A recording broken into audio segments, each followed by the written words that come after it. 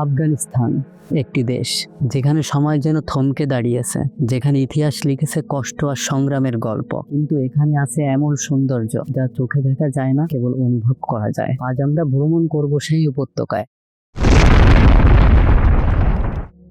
যেখানে এখন শান্তি, নীরবতা এবং রহস্যের ছায়া ভর করে।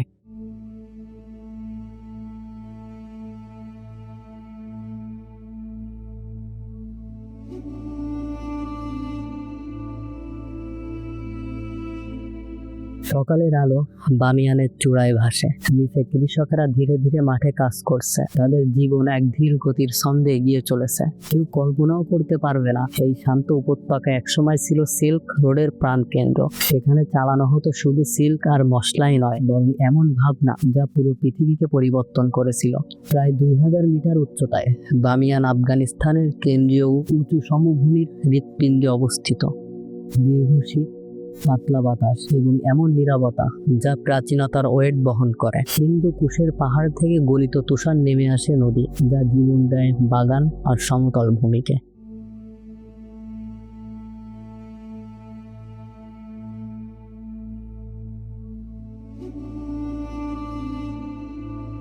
ইসলাম আগমনের আগে আফগানিস্তান ছিল বৌদ্ধ ধর্মের অন্যতম।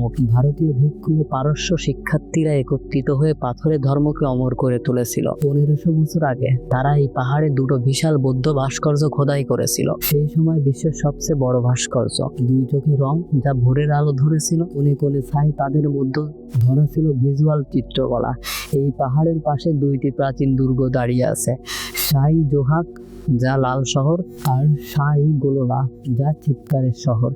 যুদ্ধ, আগ্রাসন, বিশ্বাসঘাতকতা সবই তাদের ছায়ায় লুকানো। মঙ্গলরা আগলে নিলেই প্রথম পতন ঘটেছিল লাল শহরে। গোললা তারপরেই ধ্বংস হয়েছে।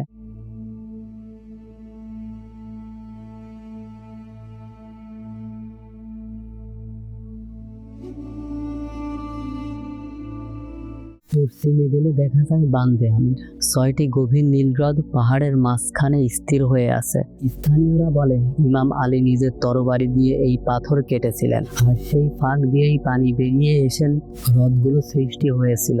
এখন এটি আফগানিস্তানের প্রথম জাতীয় উদ্যান, এক টুকরো শান্তি ও সৌন্দর্যের ভূমি। আরো পশ্চিমে গেলে দেখা যায় এহেল বুর্জ, 900 বছরের পুরনো এক দুর্গ, যার মানে 40 টাওয়ারের দুর্গ। আজ কেবল ভগ্ন প্রাচীর, বাতাস আর ইতিহাসের প্রতিধ্বনি রয়ে গেছে।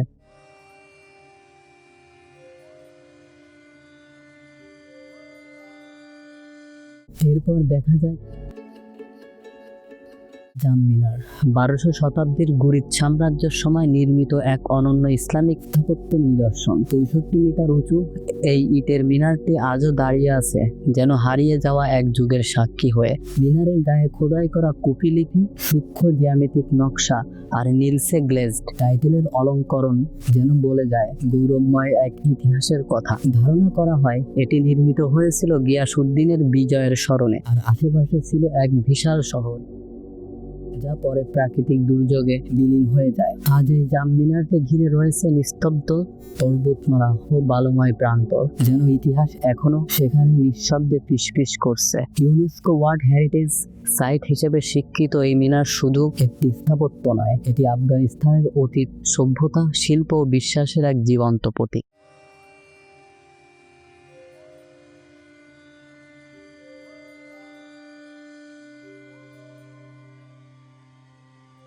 তারপর আসে হেরাত, আফগানিস্তানের সাংস্কৃতিক রাজধানী, যাকে একসময় বলা হতো পূর্বের ফ্লোরেন্স। ইতিহাসের পাতা উল্টে দেখা যায় একসময় এই শহর ছিল তিমুরিদ সাম্রাজ্যের হৃদয় ও মস্তিষ্ক, যেখান থেকে বিজ্ঞান, শিল্প, সাহিত্য, স্থাপত্যের আলো ছড়িয়ে পড়েছে সমগ্র মধ্য এশিয়া জুড়ে। তিমুরিদের শাসনামলে হেরাত পরিণত হয়েছিল এক বুদ্ধিভিত্তিক কেন্দ্রীয় স্থলে, যেখানে কবি, দার্শনিক, বিজ্ঞানী ও স্থাপত্যিরা একত্র হয়ে সৃষ্টি করেছিল এক নতুন যুগের দিগন্ত।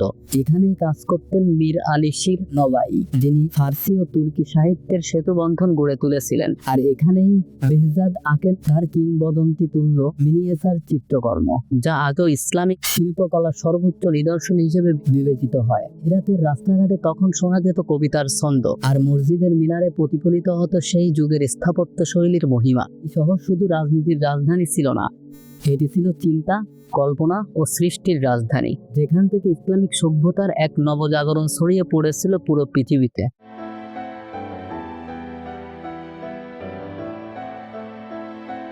হেরাতের শুক্রবার মসজিদ বা জামে মসজিদ আজও যেন সেই যুগের গল্প বলে। দেয়াল জুড়ে নীল টাইলসের জ্যোতি এমন যে মনে হয় আকাশ নিজেই মাটিতে নেমে এসেছে। প্রতিটি খিলান, প্রতিটি নকশা যেন স্থির নয়, বরং জীবন্ত, যেখানে ইতিহাসের নিঃশব্দ প্রতিধ্বনি শোনা যায়। তিমুরিদ যুগের এই শহর ছিল কবি, বিজ্ঞানী ও শিল্পীদের মিলনস্থল। হেরাতের মাটি ছিল জ্ঞানের আলোয় আলোকিত, আর এখান থেকেই ছড়িয়ে পড়েছিল ইসলামিক রেনেসাঁর ধারা।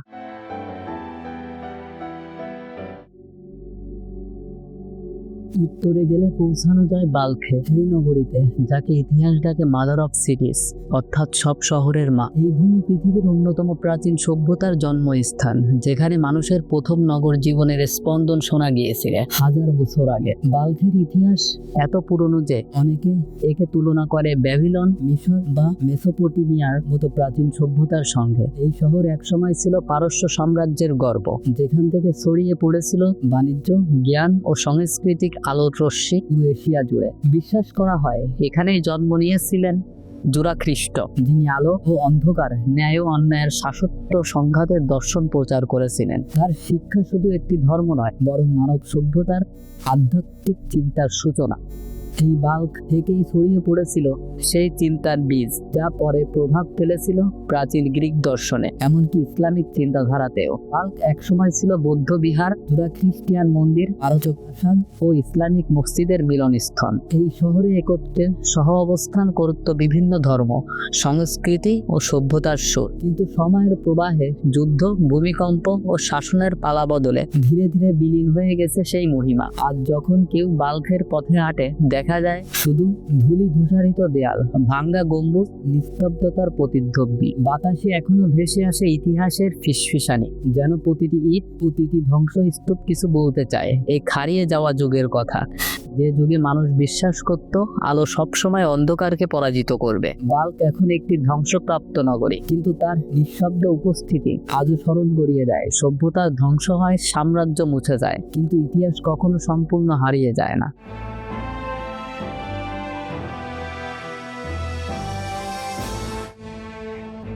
সেখান থেকে সামানগানের পাহাড় পেরিয়ে পৌঁছানো যায় তাখত-ই-রুস্তমে, এক রহস্যে ঘেরা প্রাচীন বৌদ্ধ মঠ, যা পুরোপুরি খোদাই করা হয়েছে শক্ত পাথরের বুকে।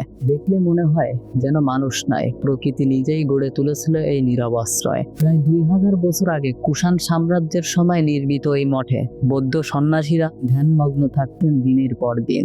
সেখানে বাতাসের হালকা শোষ শব্দই ছিল একমাত্র সঙ্গী। এই গুহাগুলো, বৃত্তাকার স্তূপ আর পাথরের প্রার্থনালয়গুলো আজও যেন সেই যুগের প্রশান্ত নীরবতা ধরে রেখেছে। তাখত-ই-রুস্তম মানে রুস্তমের সিংহাসন। এর নাম যা কেবল স্থাপত্য নয়, কাহিনী ও কিংবদন্তিকেও একসাথে বহন করে। লোককথায় বলা হয় পারস্যবীর রুস্তম নাকি এখানেই তার শত্রুর সঙ্গে যুদ্ধ করেছিলেন, আর এই পাহাড় চূড়ার গহ্বরগুলো সেই বীরত্বের নীরব সাক্ষী হয়ে রয়ে গেছে। আজ এখানে এসে দাঁড়ালে শুধু পুরনো ইট পাথর নয়, অনুভব করা যায় এক অদ্ভুত শান্তি, যেন সময় থমকে গেছে আর বাতাসে মিশে আছে এই 2 সহস্রাব্দ পুরনো ধ্যানের শ্বাস। তাখত-ই-রুস্তম কেবল একটি ধ্বংসাবশেষ নয়, এটি মানব চিন্তার এক অধ্যায়, যেখানে ধর্ম, দর্শন আর নীরবতা একসাথে গড়ে তুলেছিল আধ্যাত্মিকতার প্রকৃত রূপ।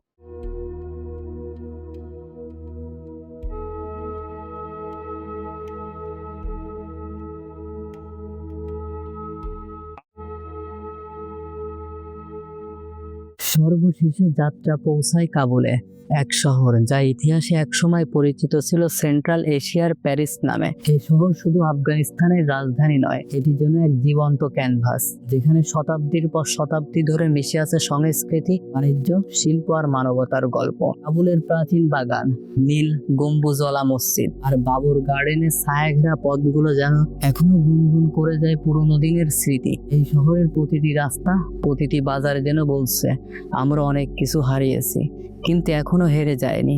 যুদ্ধ, আগ্রাসন, ধ্বংস সবকিছুর মধ্যেও কাবুল আজও দাঁড়িয়ে আছে সহনশীলতা, পুনর্জন্ম, আশার প্রতীক হয়ে। এখানকার মানুষ এখনো হাসে, কাজ করে, স্বপ্ন দেখে, যেন প্রতিদিনের ধ্বংসস্তূপ থেকেও জন্ম নিচ্ছে নতুন জীবন। এরপর রাস্তা নামে দক্ষিণের গাজনি, কান্দাহার আর দূর দিগন্তের বিশাল মার্গ মরুভূমি পর্যন্ত। এখানে চোখ যায় শুধু ধুলোর ঢেউ, পাথরের পাহাড় আর বিস্তীর্ণ নীরবতা। তবুও সেই নীরবতার মধ্যেও ধ্বনিত হয় এক অদম্য শক্তি, আফগানদের জীবনের গল্প, সংগ্রামের ইতিহাস আর টিকে থাকার দৃঢ় প্রতিজ্ঞা। এই ভূমি যেন বারবার ভেঙে পড়ে, আবার নতুন করে গড়ে ওঠে। যুদ্ধ আসে, সাম্রাজ্য যায়, কিন্তু আফগানিস্তান থেকে যায় অটল, অনমনীয়। এই যেন এক দেশ নয়, এক আত্মা, যে আত্মা হাজার বছরের ইতিহাস বয়ে নিয়ে আজও দাঁড়িয়ে আছে বিশ্বের বুকে, নীরবে, গর্ব ভরে।